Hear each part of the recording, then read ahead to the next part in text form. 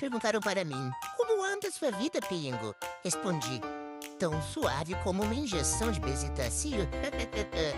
Onde você está? Para bolas, eu estou aqui quase na divisa do Serasa com o hospício. Sacanagem, hein? Preciso muito de dinheiro. Não tenho. Preciso cuidar da minha saúde mental, emocional.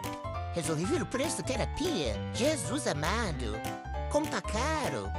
Acho melhor eu fingir que tá tudo bem. Nessas horas, melhor mesmo é fingir demência.